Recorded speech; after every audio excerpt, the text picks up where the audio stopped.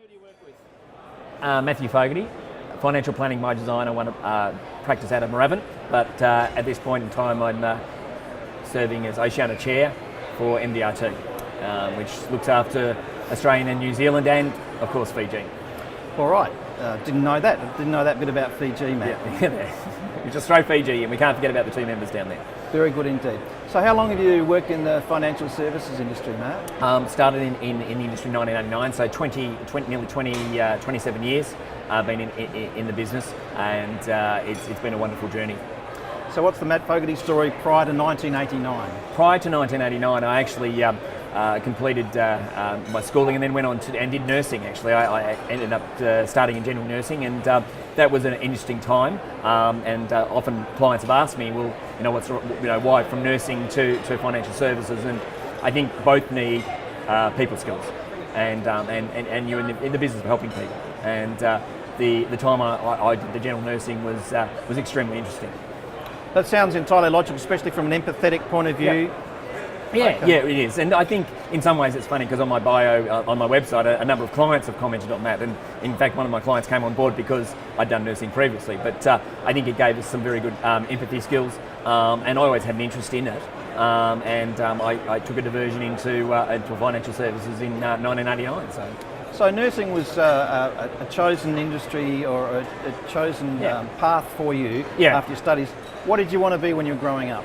It was actually a doctor or a nurse, really. It was along those lines. Actually, it was in that field of what I wanted to do. I spent a lot of time as a kid in the Royal Children's Hospital, and that was one of the things is I really enjoyed I thought that's an area that I wanted to go down, but circumstances took me to a completely different direction, and a chance meeting by a friend who recruited him into the industry. Okay, so you chanced into the industry, I guess, like a lot of people? Yeah, I think, I didn't actively wake up one day and say, you know what, I'm going to be a financial planner, a financial advisor. I mean, I came through the times when, it was savings plans and very limited life insurance and income protection. I got introduced to various people over that period of time, and the training back then was certainly interesting. But, in terms of the industry, it's matured. Over the years, it's taken me to different directions, and probably the big thing is the people I've met over that period of time who've sort of taken me to different directions. Probably the only thing that I wish had happened is that someone introduced me to MDRT earlier in my career. I'm a 14-year member of MDRT, so that probably would have, it may have changed the landscape a little bit, but yeah. Well, tell me a bit more about that. In terms of MDRT journey, yeah. Like the chance meeting of ending up in the industry and working for someone, and then myself going out on our own and running our own practice and building our practice, is that a gentleman named Russell Harrison and Peter Hartnell introduced me to MDRT. They invited me along to a lunch, and it was a very small lunch. There was a handful of us in the room, and we sat around. And Russell encouraged me to go to my first annual meeting, and I never forget the conversation I had with him. I said, well, Russell, I can't go in June because it's the busiest time of the year. And Russell Harrison, in his tone, said to me, Matt, just get organised. Went to my first meeting, and that was in Anaheim, and it was a changing experience. I've attended every meeting since, except for Philadelphia in 2013 when my second son was born. But I was streaming it live stream while I was feeding him, and it was a great opportunity. But MDRT has certainly been a big part of the growth in our practice. From it, I've met some outstanding individuals. I've served on a number of committees. I've served the state chair. I've served on fee-for-service committee. It's like doing an MBA, as I say, is that as a practitioner you run your own practice. The opportunity to do network and learn the things that are in business is very difficult as a single practitioner. So that's what MDRT has opened up that windows to. Okay, so is that all the reasons then advisors not familiar with MDRT should get involved? Absolutely. And the fellowship and the networking and the opportunities to see where the world is going. We get the opportunity to meet the best of the best. We go to a meeting in Vancouver last year, 11,500 members attended, and you get the opportunity to mix with those people that are doing what you're doing, and people are very open with their knowledge. One of the great advisors in the UK is a guy called Simon Gibson, and I remember years ago, we're struggling with the whole fee-for-service thing in Australia. And I went to Simon's session on fee-for-service, and I went up to Simon and I said, Simon, do you mind if I give me some assistance? And he goes, I'm more than happy to assist you. Now, Simon didn't know me particularly well. And he said, I probably am a very good speaker on this, and because when I tried to do it in 99, 2000, I nearly went broke. However, from experience, now, if you can capture what other people are doing from their experience, and by the same token, the opportunity to mentor people and watch people grow.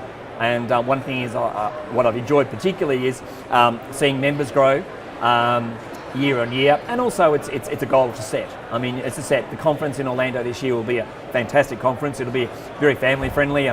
Us personally, we're taking our family beforehand and going to Disney World. I mean, what a wonderful opportunity for my family.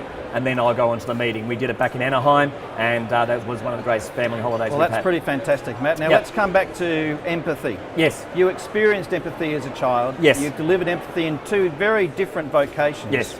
Can you think of a time recently or not where perhaps you could have delivered a bit more empathy yourself in a personal situation or a business situation? There probably are some situations, Peter, and that's a very difficult question, and I'm glad you asked that. I suppose sometimes with staff, and with staff, it's sometimes I'm very focused when I'm doing what I'm doing. You're a focused individual, are you, Matt?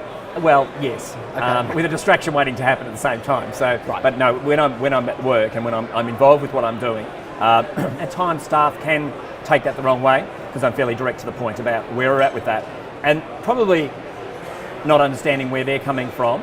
But I've got the view is we've got a client that we need to deliver an outcome to. I need to know where things are at. Okay, thank you for your honesty. That's right. When you're not at work, what are you doing? It's about family. Family is what's important to me. I've got two boys and my wife Tanya. My wife Tanya is our practice manager at our practice, and we've worked together for the last 17 years. And she's exceptionally good at maintaining home life and business life. She manages my staff and does an exceptionally good job. But it's about my boys. I've got a 7.5-year-old and a 3.5-year-old, which keep us very busy.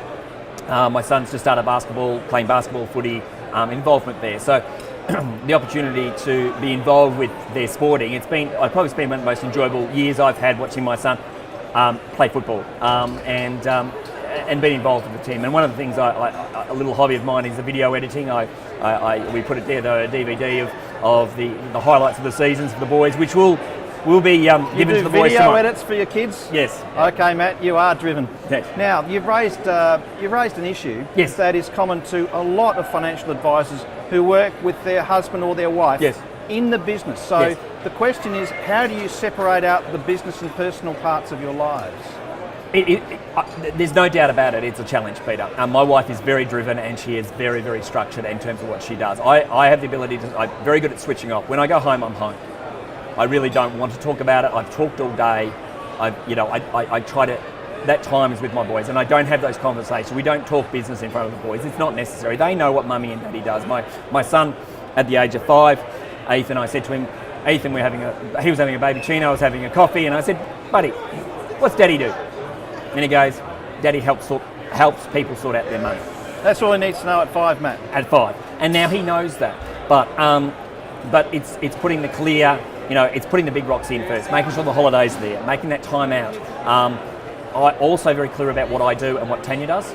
I know what I'm very good at, and it's engaging clients, promoting the business and doing that. Okay. She makes sure. And I think you've just got to put that line in the sand and say, that's home time. MDRT is very much about whole person.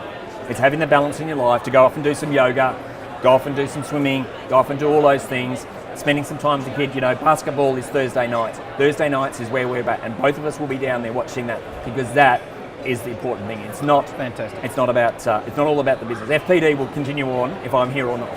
Okay. We're not going to be a big firm. I don't want to have thousands of clients.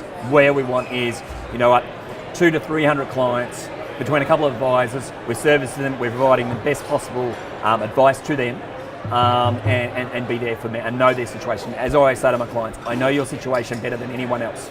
And as a trusted advisor, that's what we're going to do. Matt Fogarty, thank you for your time. That's right. Thanks, Pete. How was that?